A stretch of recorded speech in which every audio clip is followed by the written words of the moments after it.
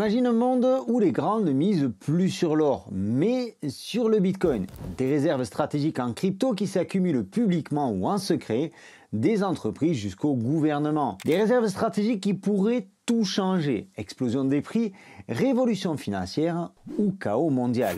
Dans les prochaines minutes, on décortique les bonnes et les mauvaises conséquences de cette nouvelle ruée vers l'or. Je ne vais pas m'étendre outre mesure sur la possibilité de voir certains altcoins dans les réserves stratégiques. On en a déjà parlé dans d'autres vidéos et il y a suffisamment à dire avec le Bitcoin. Si l'on considère la mise en place des réserves stratégiques comme une bonne nouvelle globale, on pense de suite à une probable hausse du marché crypto.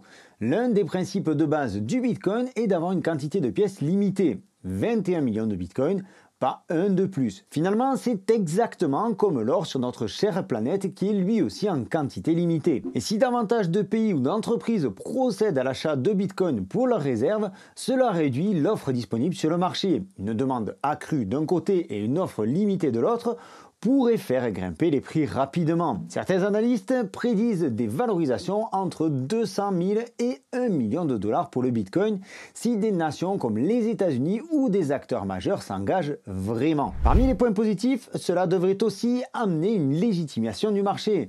Quand des États ou de grosses boîtes investissent en crypto, forcément, ça pose des bases bien différentes que celles qu'on a connues par le passé. Ça renforce la crédibilité des cryptos, ce qui peut aussi attirer davantage d'investisseurs institutionnels. Ça, c'est plus ou moins la situation actuelle. Et si on se projette un petit peu plus loin, pour certains États, ça donne une valeur stratégique en se positionnant comme crypto-friendly.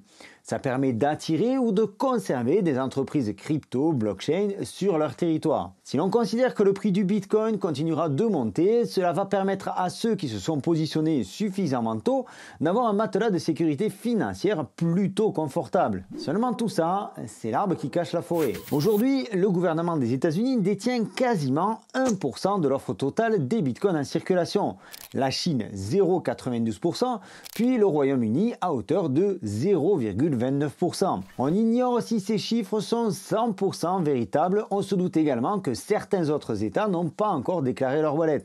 Des rumeurs de plus en plus insistantes laissent à penser que les Émirats Arabes Unis, par exemple, ont eux aussi un wallet bien fourni en Bitcoin. Et du côté des entreprises, on a MicroStrategy qui détient maintenant quasiment 500 000 Bitcoins, soit 2,38% de l'offre totale. Ensuite, on a Marathon Digital avec seulement 0,22%, puis Riot, Galaxy Digital ou encore Tesla. Au milieu de tout cela, les ETF Bitcoin représentent 6,18%. Rappelons que BlackRock n'est pas propriétaire des Bitcoins. Il achète du Bitcoin pour le compte de ses clients.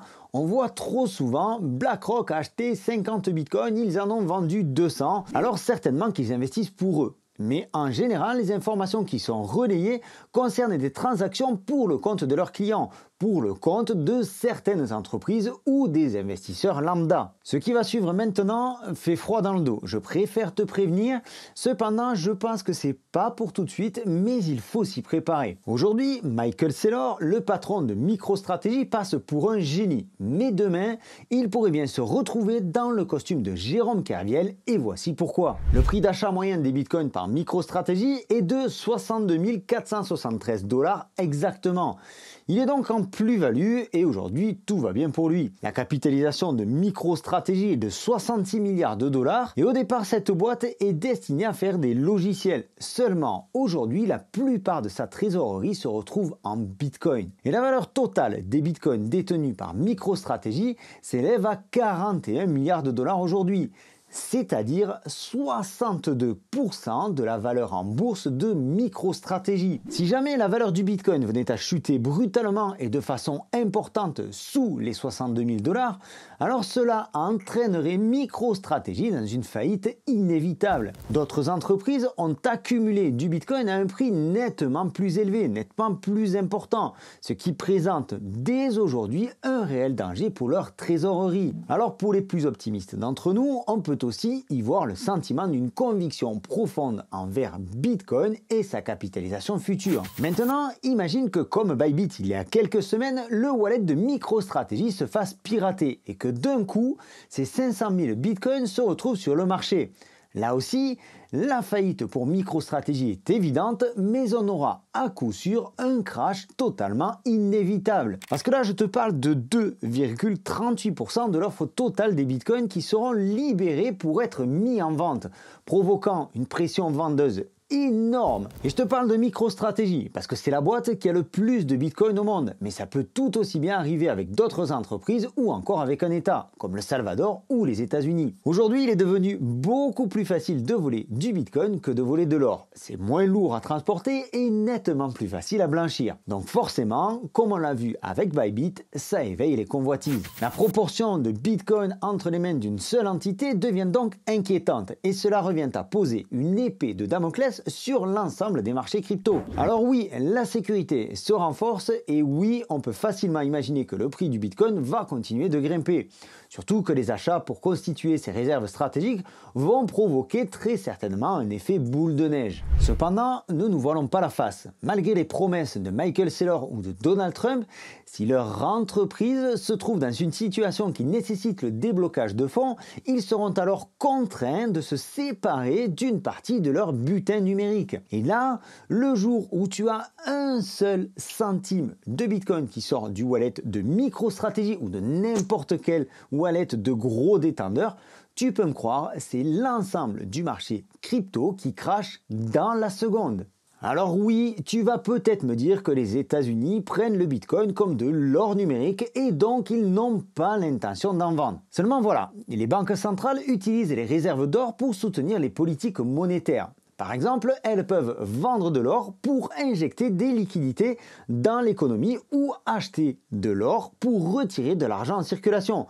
Et cette flexibilité-là aide à maintenir la stabilité économique et à gérer l'inflation. Donc, si l'on considère le Bitcoin comme de l'or numérique, il devrait à terme avoir la même utilisation. Ce qui, à mon humble avis, pourrait être le cas à long terme et sans aucun problème.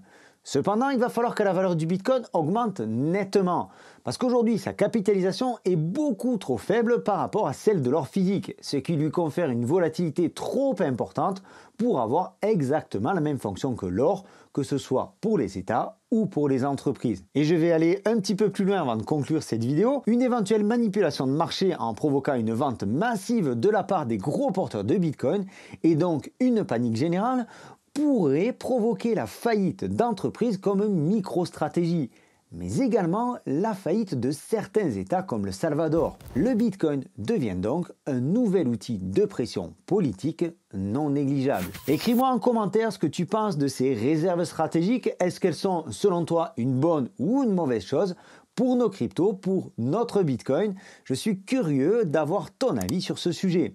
Et si ce n'est pas encore fait, je t'invite à t'abonner en cliquant par ici. La mise en place de ces réserves, qu'elles soient par les entreprises ou par les États, devrait donc provoquer une augmentation des prix du Bitcoin à court terme, apportant également une certaine légitimité au marché.